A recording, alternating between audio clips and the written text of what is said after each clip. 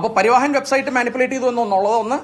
നമ്മുടെ Indian army, Indian എംബസികൾ, ministry of foreign affairs, American embassy തുടങ്ങിയ സ്ഥാപനങ്ങളുടെ സീല്, സൈന്, ഇൻസിഗ്നിയ ഉപയോഗിച്ച് ഫോർജറി നടത്തിയിട്ടുള്ളത് ഒന്നാണ് രണ്ടാമത്തത്. മൂന്നാമത്, ഇങ്ങനെയുള്ള വണ്ടികൾ വരുമ്പോൾ വളരെ കെയർഫുള്ളായിട്ട് വേണം നമ്മളതിനെ കാണാനായിട്ട്. കാരണം ഞാൻ ഇപ്പോൾ ഡോക്യുമെന്റ്സ് കാണിക്കുന്നതിൽ ഇൻഡോ ഭൂട്ടാൻ ബോർഡർ വഴി ഇതുവരെ കൊണ്ടുവരുന്ന കാറുകളിൽ സ്വർണവും മയക്കുമരുന്നും പല പ്രാവശ്യം കൊണ്ടുവരുന്നു എന്ന് നമ്മുടെ ഏജൻസികൾക്ക് കൃത്യമായ വിവരവും അതിനനുസരിച്ച് കേസുകൾ നമ്മൾ ബുക്ക് ചെയ്തിട്ടുണ്ട്. ഡയറക്ടറേറ്റ് ഓഫ് റവന്യൂ ഇന്റലിജൻസും മറ്റ് ഏജൻസികളും അങ്ങനെയുള്ള സാധനങ്ങളെല്ലാം നമ്മൾ ആ ഏരിയയിൽ നിന്ന് പിടിച്ചെടുത്തിട്ടുമുണ്ട്. ഇങ്ങനെ കൊണ്ടുവരാമെങ്കിൽ, മയക്കുമരുന്നും കാറുകളും സ്വർണവും കൊണ്ടുവരാമെങ്കിൽ എന്തും കൊണ്ടുവരാം എന്നുള്ള കാര്യവും നമ്മൾ ശ്രദ്ധിക്കണം. It's a major threat to national security and economic security of the nation. അടുത്തത്, ഈ പറയുന്ന വണ്ടികളെല്ലാം പലരും വാങ്ങിച്ചിരിക്കുന്നതും വിറ്റിട്ടുള്ളതും കംപ്ലീറ്റ് ആയിട്ട് ഇല്ലീഗലായിട്ടുള്ള ട്രാൻസാക്ഷൻസ് വഴിയാണ് എന്നതാണ് അടുത്ത പ്രശ്നം. ഈ വണ്ടികൾ പലതും വാങ്ങിച്ചതിന് രേഖകളോ പൈസ മണി ട്രെയിലോ ഒന്നും പോലുമില്ല.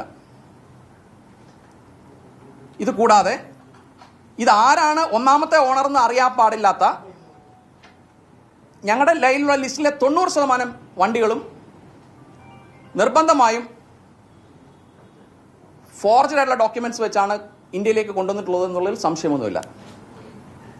ഇത് കൂടാതെ നമ്മൾ ഇന്ന് സെർച്ച് ചെയ്ത പല സ്ഥലങ്ങളിലും വൻ GST വെട്ടിപ്പും ആ ഡീലർമാരുടെ ഇടയിൽ കണ്ടെത്തി എന്ന് പറയുന്നത് മറ്റൊരു തലമാണിതിൻ്റെ.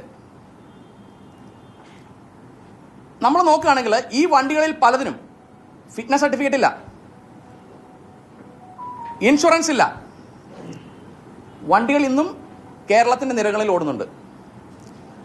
കേരളത്തിൽ ഒരു വണ്ടി വെളിയിൽ നിന്ന് വന്നാൽ ആ വണ്ടി 1 മാസത്തിനകം രജിസ്റ്റർ ചെയ്തിരിക്കണമെന്നുള്ള നിയമം ഇരിക്കെ 6-8 മാസങ്ങൾ കഴിഞ്ഞിട്ടും ഇപ്പോഴും കേരളത്തിലുള്ള ആരുടെയും പേരിൽ രജിസ്റ്റർ ചെയ്യാതെ വെളിയിലുള്ള ആരുടെയോ പേരിൽ, അഡ്രസ്സ് അറിഞ്ഞുകൂടാത്ത പലരുടെയും പേരിൽ കേരളത്തിൻ്റെ നിരങ്ങളിലൂടെ ഇപ്പോഴും ചീറിപ്പായുന്നു എന്ന് പറയുന്നത് നമുക്കും ഒരു ത്രെട്ട് തന്നെയാണ്. കാരണം ഇത് എവിടെയെങ്കിലും കൊണ്ടുവന്ന് എന്തെങ്കിലും ഒരു ആക്ടിവിറ്റിക്ക് വേണ്ടി ഉപയോഗിച്ചു കഴിഞ്ഞാൽ അതിൻ്റെ ഓണർ തപ്പിപ്പോവുക എന്ന് പറയുന്നത് പോലും നമുക്ക് വളരെ ദുസ്സഹമായിട്ടൊരു കാര്യമാണ്. അപ്പോൾ ഈ പറയുന്ന എല്ലാ ആസ്പെക്ട്സും, GST ആവട്ടെ, ഇൻകം ടാക്സ് ആവട്ടെ, എൻഫോഴ്സ്മെന്റ് ആംഗിൾ ആവട്ടെ, കാരണം മണി ലോണ്ടറിങ് പല ട്രാൻസാക്ഷൻസിലും ഞങ്ങൾ കണ്ടെത്തുന്നുണ്ട്. നമ്മുടെ ഹെൽത്ത് റിലേറ്റഡ് ആയിട്ടാണെങ്കിലും റോഡ് സേഫ്റ്റി സംബന്ധമായിട്ടാണെങ്കിലും ഒരുപാട് പ്രശ്നങ്ങൾ ഈ ഒരു ഓപ്പറേഷനിലൂടെ ഞങ്ങൾക്ക് കണ്ടെത്താനായി എന്നുള്ളത് നിങ്ങളെ ഒന്ന് അറിയിക്കാൻ വേണ്ടിയാണ് ഇന്ന് ഇങ്ങനെ ഒരു സമ്മേളനമോ കൂട്ടായ്മയോ നമ്മളിവിടെ കൂടിയിട്ടുള്ളത്.